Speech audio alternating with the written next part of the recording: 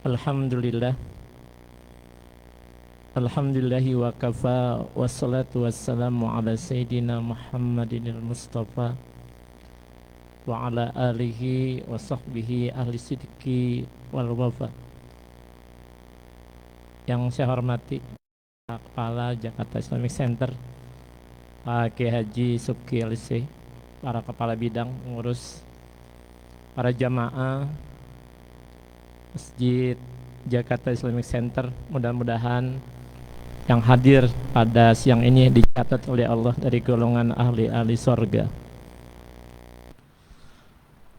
Di dalam kitab Nasul Ibad yang dikarang oleh Syahabuddin Ibnu Hajar Al-Asqalani yang hidup dari tahun 773 Hijrah sampai beliau wafat 852 Hijrah.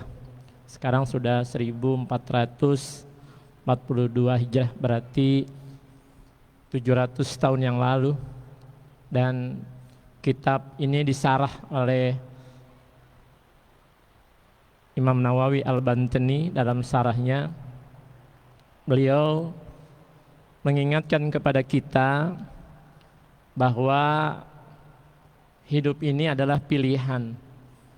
Life is choice. Apakah kita menjadi orang baik atau kita menjadi orang jahat? Di dalam diri kita Allah sudah ingatkan fa'alhamaha fujuraha wa taqwaha. Dunia ini berpasang-pasangan, itu pasti. Ada siang, ada malam, ada hujan, ada kemarau, ada terang, ada gelap.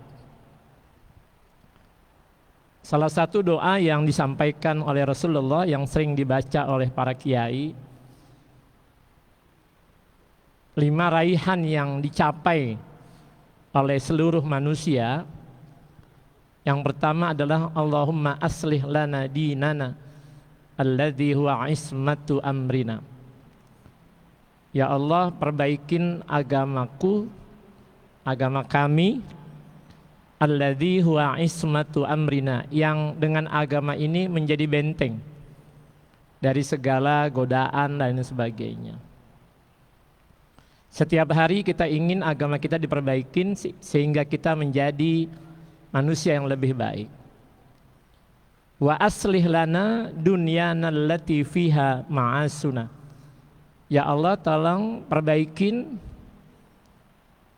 dunia kami di mana kami hidup di dalamnya, sehingga di dunia ini kita bisa selamat. Ketiga, wa aslih lana akhiratana allati fiha ma'aduna. Ya Allah, perbaikin akhirat kami di mana nanti akan kembali kepadamu, sehingga di akhirat kita bisa yuqarribuni ilal jannah wa yuba'iduni minan nar. Kita bisa dekat ke surga dan kita bisa jauh dari neraka. Dan kita meminta yang keempat adalah waj'al hayata ziyatan lana likulli khair. Jadikan hidup kami, hidup kita, hidup saya selalu membawa kebaikan. Hidup kita ini membawa kemaslahatan. Dan yang terakhir, rayaan yang dicari, waj'alil mauta rahatan lana min kulli syarr. Ya Allah, jadikan kematian kami sebagai penutup daripada perbuatan-perbuatan jelek, perbuatan-perbuatan dosa. Itu semuanya adalah terang, ideal sekali. Tapi kita tidak bisa menutupi, pasti ada kegelapan-kegelapan yang akan kita hadapin, hadirin yang berbahagia. Di dalam sebuah makalah Isar atau Asarus Sahabah, Abu Bakar pernah mengingatkan kepada kita, ya, az-zulumat khamsun. Kalau tadi idealis dengan terangnya, Abu Bakar menasihati kepada kita, kegelapan itu ada 5. Az-zulumat jamak dari kata zulmatun, zulmatani, zulumat. Kegelapan itu ada 5. Was-suruju laha khamsun. Surujun jamak dari siraj, yaitu pelita atau lampu. Jadi kalau orang namanya Sirajuddin, itu berarti pelitanya agama, lampunya agama, cahayanya agama. Apa itu yang menjadi kegelapan yang 5? Kata Abu Bakar, hubbud dunya zulmatun wasiraju lahu at-taqwa. Jadi kata Abu Bakar, hubbud dunya, terlalu cinta kepada dunia itu gelap. Kata Imam Nawawi dalam syarahnya, kenapa kita nggak boleh terlalu mencintai dunia? Li'annahu yuqi'u fi syubhat. Kadang-kadang kalau orang terlalu cinta dunia, nyerempet kepada yang subhat. Subhat itu bainal halal wa bainal haram. Tengah-tengah dia. Ini kira-kira halal apa haram nih? Kita tahu bahkan di beberapa kitab dijelaskan asyubahat yuqi'u ilal muharramat. Kadang-kadang yang subhat itu mendekati sesuatu yang haram. Jadi hati-hati, kehidupan dunia ini kalau kita terlalu cinta, itu pasti suatu saat akan menabrak, yaitu perkara-perkara yang masuk ke dalam golongan subhat. Itu kata Imam Nawawi. Summa fil makruhat. Orang yang terlalu cinta dunia itu kadang-kadang juga nabrak yang makruh-makruh. Kita tahu dalam terminologi makruh itu Allah itu tidak suka. Ya, walaupun dia mala yu'aqab, tidak mendapatkan dosa dikerjakan, tapi yusabu ala tarkihi, tapi kalau ditinggalkan dia dapat pahala. Dan yang ngeri, kata Syekh Nawawi dalam syarah kitab ini,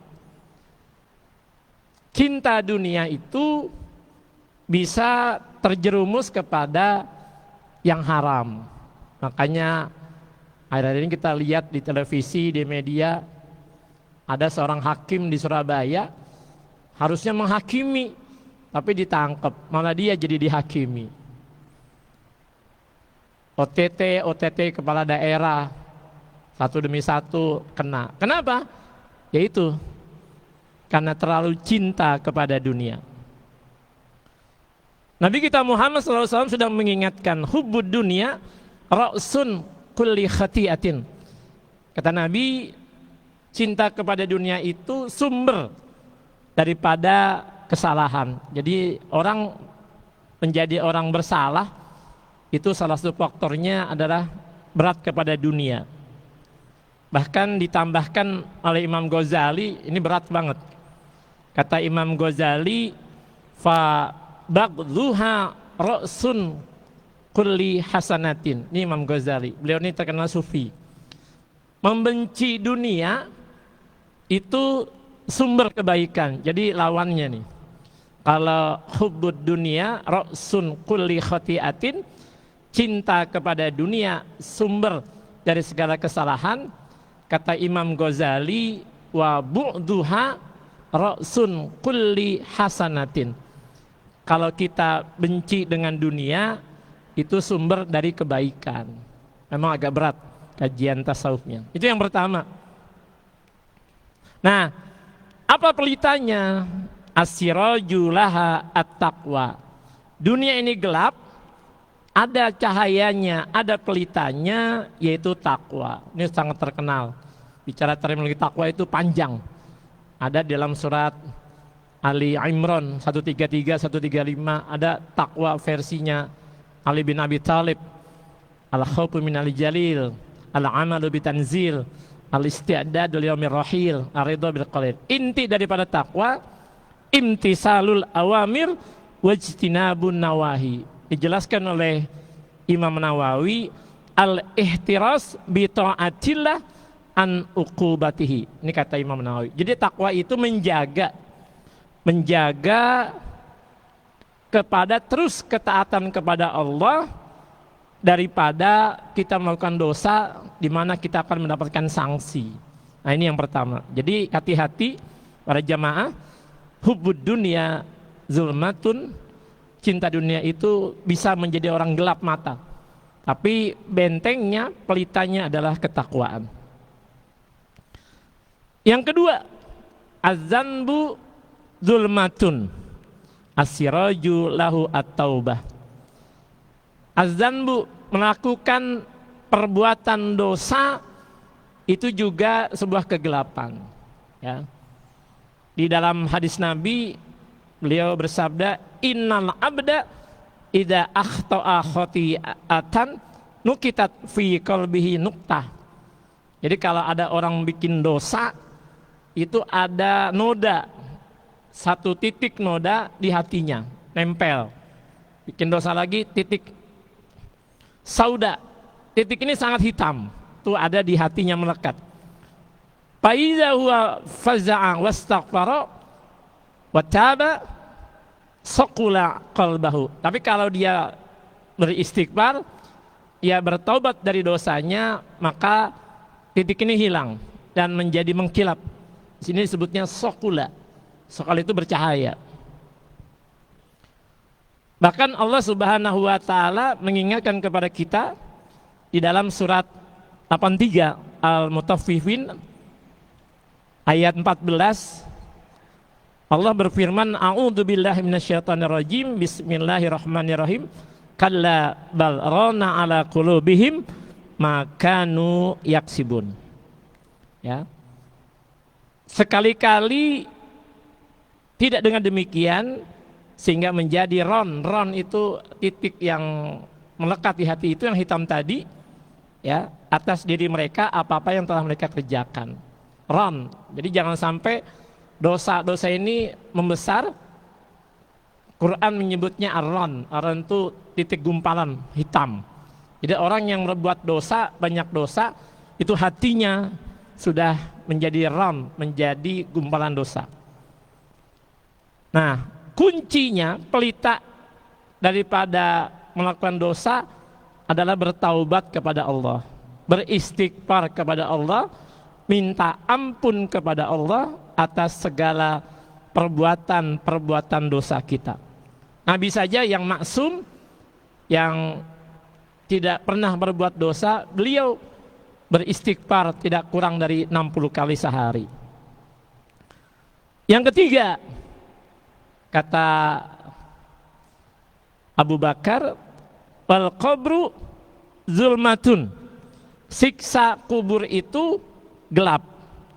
Asirajulahu la ilaha illallah Muhammadur Rasulullah. Nanti ketika kita masuk ke dalam kubur, 1 kali 2 meter saja itu gelap. Nah, apa pelitanya?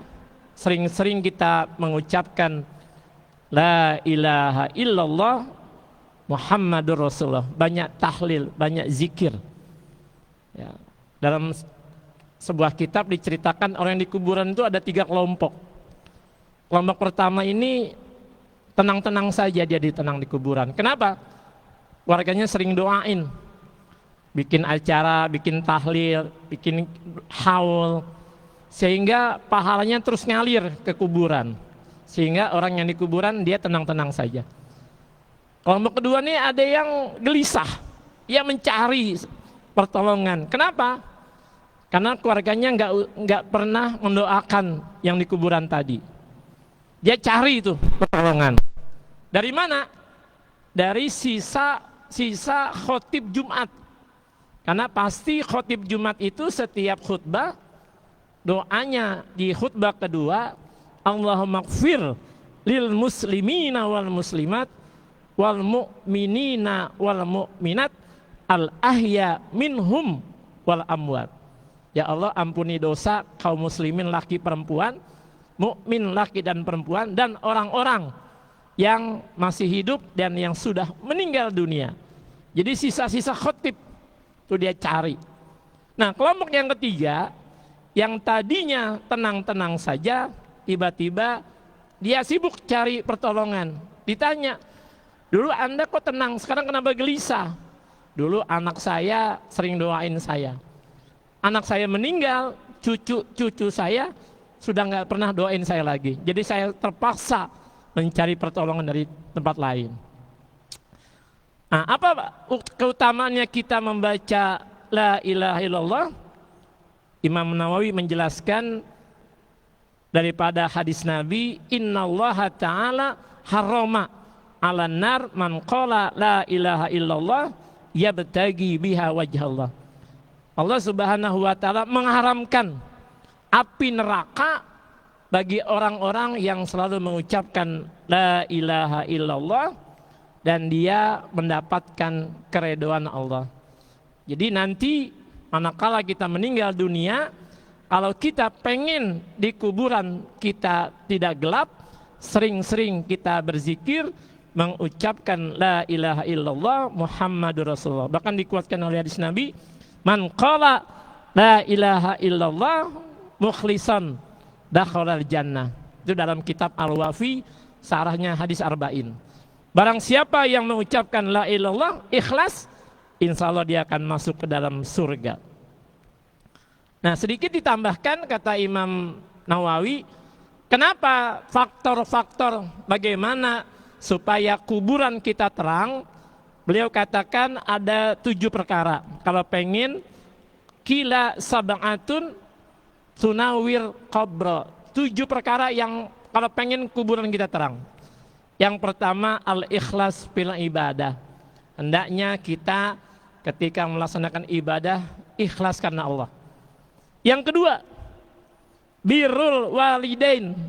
Kalau kita pengen kuburan terang, kata Imam Nawawi, berbuat baik kepada orang tua. Wasalis silaturahmi.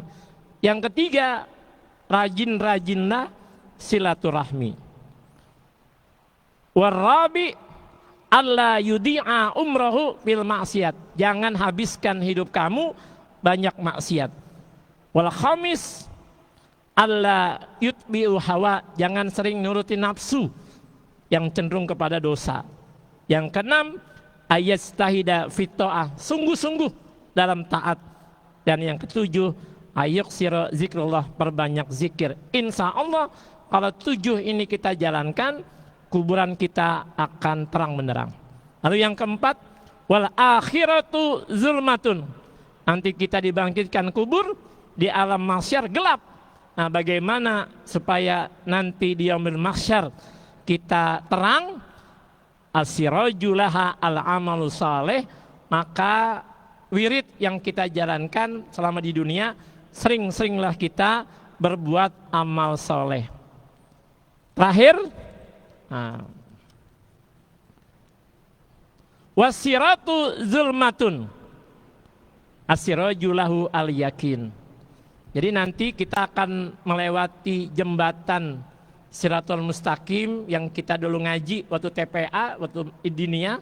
Katanya jembatan itu satu rambut dibelah 7, begitu tipisnya. Itu gelap. Nah, apa tuh Pak? Yaitu dengan keyakinan. Keyakinan apa? Nawawi bil ghaib bi izalati kulli raibin. Kita hendaknya yakin perkara-perkara yang gaib. Jadi kalau pengen selamat Siratul Mustaqim, jangan ragu tentang perkara yang gaib. Gaib itu apa? Surga, adanya neraka, adanya siksa kubur, termasuk wujudnya Allah. Ada pembalasan. Kalau kita yakin dengan semua yang gaib-gaib, kita yakin itu ada, insya Allah nanti kita melewati Siratul Mustaqim, kita akan mendapatkan keselamatan. Wallahu muwaffiq ila aqwamit thoriq. Mari kita berdoa pada Allah Subhanahu wa taala. Al-Fatihah. A'udzubillahi minasyaitonir rajim. Iyyaka na'budu wa iyyaka nasta'in. Allahumma bihaqqil Fatihah, bisil Fatihah, bi karamatil Fatihah, bi ja'il Fatihah. Allahumma aslih lana dinana alladhi huwa ismatu amrina wa aslih lana dunyana allati fiha ma'asuna wa aslih lana akhirana fiha ma'aduna waj'al hayata ziyatana li kulli khair waj'alil mauta rahatan min kulli syarr. Rabbana atina fid dunya hasanah wa fil akhirati hasanah wa qina azabannar. Walhamdulillahirabbil alamin. Wassalamualaikum warahmatullahi wabarakatuh.